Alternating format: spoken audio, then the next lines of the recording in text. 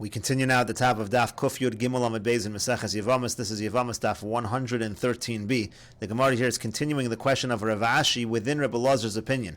Rebbe Elazar's opinion is that when a cheresh gets married, so it's a suffix whether that's really a marriage or not. So the question is, what exactly is the suffix according to Rebbe Elazar? So one possibility is ilav daitet silusa. In other words, the question is, we understand that he has a weaker kind of das, but when he focuses, that's the question: is he able to focus and have the proper kavana or not?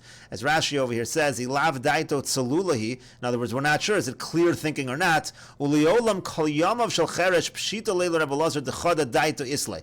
As we'll see in a moment, according to this understanding of Rebbe Elazar, according to Rebbe Elazar, the entire lifetime of the cheresh, he has the same level of das. Islay lecheresh. Deino itim cholim itim shota. The point is, according to this understanding, it's not that he goes in and out of sanity, it's that the cheresh is the same level of sanity the whole time. Again, uliolam chada daito, it's really all one das the whole time, and it's just a question of the suffix is whether or not a cheresh in general has the ability to focus on things at a time that they are happening. Oh, Dilmer, maybe no. Pshitale the daite klishta, the lav daite tzilu. So it's obvious to Rebbe Elazar. The other side of the question is, it's obvious to Rebbe Elazar that he has a weak kind of das, a cheresh. It's not a clear kind of thinking. There's no doubt. There is no clear kind of thinking. V'hachayin time, and over here, the reason why there's a suffix, why should there be a suffix at all? Kevan di itim cholim v'itim shota, because he actually goes in and out of higher levels of das or higher levels of sanity, and that's the point over here exactly, is we're not sure at the time of the Kiddushin what exactly the story was. And the Gemara says, L'may nafkamina, what's the difference between the two sides of this question?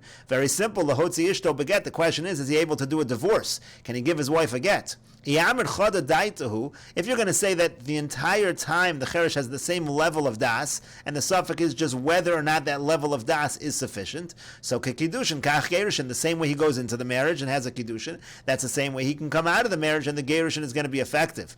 However, but if you're going to say that sometimes the cheresh is fully sane, so to speak, has full das, and sometimes not, so then kiddushin matzim v'kadish, then we're going to have to just be strict in both directions. The kiddushin, it could be as a good kiddushin, but gerusha lamatzim megarish, but we're not going to allow the gerushin, because it could be that the kiddushin was at the higher level, but at the time of the gerushin, it's at the lower level. So what exactly again does Rebbe Elazar hold? And the Gemara says teku. The Gemara leaves that as a question. And the Gemara continues that the two dots, the Mishnah said, nishtatis v'chulu, it says that if a woman becomes a shota, if she becomes mentally incapacitated, so then he's not allowed to divorce her. And the Gemara now explains. Amar Rabbi Yitzchak says, Devar Torah on a doraisa level, shota miskaresh. It's really a woman who's a shota could be divorced. It's the same thing as, let's say you had a regular situation of a woman against her will. Just like you can divorce a woman against her will, so too you can divorce a shota. So what was the reason why they said Eina Megureshes, that you can't divorce her? It's because we don't want people to treat her like hefker. In other words, it's for her benefit. We want to make a takana for her benefit that he's not able to divorce her. And the Gemara continues, Hechi Dami, what exactly is the situation of this woman who's a shota? If she knows how to watch her get, and she knows how to protect herself, so if she's at such a level, they won't treat her like hefker. So rather you'll say, she doesn't know how to watch her get, and she doesn't know how to watch herself. But according to that doesn't make sense either. Dvar Torah shota miskareshes. Are you going to say that on a doraisa level she can be divorced if she's that kind of a shota? But wasn't it taught in the yeshiva of Rabbi Yanai? V'nosan biyod, it says that he gives the get to her hand, and we darshan from that, misha yesh lo yad lagaresh atzma. A woman can only be divorced if she has a hand, meaning she can take that get and watch over it. Yatztazu she'ein lo yad lagaresh atzma. That comes to exclude this case where she doesn't have the yad in order to divorce herself, so to speak. V'tana de Rabbi Shmuel was taught in the yeshiva of Rabbi Shmuel. V'shilchami beiso, he has to send her out from his house. Misha meshalcha ve'ena chozer, she has to be the kind of woman who you send her out, she doesn't come back. Yatztazu, that comes to exclude a woman who's a shota, shemeshalcha v'chozer, where if he sends her, she comes back, she doesn't even realize that she's divorced. In other words, the point is, if she is such a shota that she's not able to watch over her get, if she's such a shota that she doesn't even realize when she's sent out that she's not supposed to return, so such a woman you can't divorce anyways on a doraisa level. And so the Gemara answers, lo no tzricha, the case is needed to yodas lishmar gita, ve'eno yodas lishmar atzma. She knows enough to protect her get, but she doesn't know enough to protect herself. So the Gemara says, Dvar Torah Shota Miskareshes, on a Doraisa level, she could be divorced, Dayodas Lishmor Gita, because she does know how to protect her get. V'Omer Rabbanan, but the Rabbanan said, Lo Lifka, that she shouldn't be sent out, Shalo Yenhagu Ba Minak Hefker, that way people will not treat her like Hefker. And the Gemara continues, Amar Abaya says, Dekanam will give you a proof to this, Dekatani, because it says, Gabe Didon Nishtatis Lo Yotzi. It says if she's Nishtatis, he doesn't divorce her. The Gabe Didei, but by him, when it talks about him being a Shota, Lo Yotzi Olamis, it says he can't divorce Olamis. It uses a stronger language. What's the difference over here? It uses the word Olamis, and over there it doesn't use the word Olamis. Rather, what you see is that in one case it's a Doraisa. If he's a Shota, he can't divorce on a Doraisa level. If she's a Shota, so on a Doraisa level, she could be divorced, but it was just the Rabbanan for her benefit that they said she could not be divorced. And the Gemara continues at the two dots. The Mishnah said, Amar Rabbi Yochanan ben Nuri v'chulu. It said that Rabbi Yochanan ben Nuri could not understand the distinction between a man and a woman. If you have a man that's a deaf mute, he cannot divorce his wife. But if the wife is a deaf mute, then she can be divorced. So the Gemara says, Iboilu, they had the following question. Rabbi Yochanan ben Nuri ish pshitale v'isha kami boile. Was Rabbi Yochanan ben Nuri, he understood why the halacha was what it was by a man, but did not understand by a woman? Or Dilmer, maybe the other way around. Isha pshitale, the wife, he understood why she was able to be divorced. V'ish kami boile, and it was the man that he was not understanding, he was questioning why he is not able to divorce.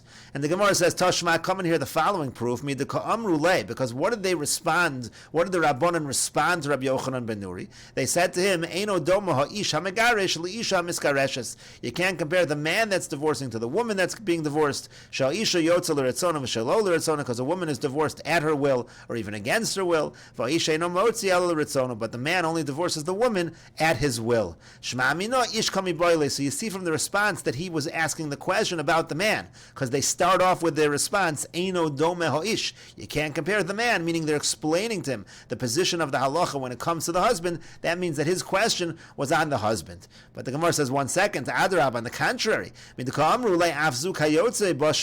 the fact that when they finish their words, they say to him, this case also of the deaf mute, it's the same thing, meaning she can be divorced if she is a deaf mute, just like in a situation where she's divorced against her will. So therefore, Shema Mino Isha Kami Boile. Don't you see from that on the contrary, he was bothered by the Isha because they finish off their words talking about the Isha. And so the Gemara explains, Ella rather, Rabbi Yochanan ben Nuri l'divrayim ka'amar lahu. Rabbi Yochanan ben Nuri was actually speaking to them according to their point of view. And he was saying as follows, L'didi, according to me, ki hechi di ish lo matzi megarish, just like the husband, when he's a cherish, is not able to divorce, Isha nami lo migrasha, so too the wife, she's also not able to be divorced in such a situation. Ella l'didchu, but according to you, ma'ishna isho, ma'ishna ish, what is the difference between the woman and the man? So Amrulay, so now they respond to him in accordance with the way he's asking the question. Eino doma ha'isha megarish l'isha miskareshes. They say, no, you can't compare the case of the man to the case of the woman. In other words, Rabbi Yochanan ben Nuri was saying that according to his point of view, just like the man, the halach is like that, and they all agree to that idea, so too he extends his argument to the woman as well, and he was arguing by the woman. And then he said to them, but according to you, what distinction do you make? And that's why their response is phrased, Eino doma ha'ish. No, you can't compare the man. You can't learn from the man to the case of the woman. And the Gemara continues at the two dots. The Mishnah said, hey, Rabbi Yochanan v'chulu. It said that Rabbi Yochanan ben Gudgada, he testified. Let's say you even have a situation where the girl who was a deaf mute was married off by her father, so it's a d'oraisa level marriage. Even in such a situation, a divorce is going to be okay. Again, along the same lines, just like you're allowed to divorce the wife against her will, so too in this case the divorce will work, even though she is a chayrish. And that's even though the marriage was a d'oraisa level marriage, because she was married off by her father as a minor. And the Gemara says, Amar Rava says, Meidusa shel Rabbi Yochanan ben Gudgada Amar la'edim ru'u ged zeh shani nosein. From the testimony of Rabbi Yochanan ben Gudgada, we can learn out the following. Let's say the guy says to the witnesses, he says, look, I'm giving this get to my wife. V'yamar la, but then he says to her as he's giving her the get, he says, Kinsi shtarchov zeh. Take this shtarchov. In other words, he doesn't tell her that it's a get. He says it's just some shtarchov. It's just some kind of a document, a monetary document. Harezu megureshes. It's still going to be a good divorce. Why does that logic follow from Rabbi Yochanan ben Gudgada? Because Milo Am Rabbi Yochanan ben Gudgada lo boin and taita. Wasn't Rabbi Yochanan ben Gudgada saying we don't really need her knowledge in a divorce, just like it could be against her will? We don't need her knowledge at all. Hachanami lo boin and taita. So too over here, you don't need her das. Even if he tells her it's a shtar chov, it's still going to be a good divorce. So the Gemara says, Pshita, isn't that obvious? Of course that follows from what Rabbi Yochanan ben Gudguda says. The Gemara says, no, it's not obvious. Because what might you have thought? From the fact that he says, take this shtarchov, bitule batali, maybe he's nullifying it from being a get. Kamash malon, so that's what he's coming to teach us, meaning to say, that's what Rav is coming to teach us, Isa de batali, that if he was really nullifying it, le'edim have it kamer lu, he would have said that to the edim. That would have been a nullification. Umidolo amar le'edim, from the fact that he didn't say that to the edim, lo batali velo midi, he was not nullifying it at all. And the only reason he was saying it to her in this fashion and saying it was a shtarchov was because he was embarrassed to say to her that this was a get. Again, mishum machmas kisufa kamar law. He was doing this because of embarrassment. And the Gemara continues, Rabbi Yitzchak bar Bisna irchasu lei miftachei devei midrasha b'rishus harabim. Gemara says that Rabbi Yitzchak bar Bisna he lost or he left the keys to the Beis Medrash in the Rishus harabim b'Shabbos, and it was Shabbos, so he couldn't use those keys to open the doors to the Beis Medrash.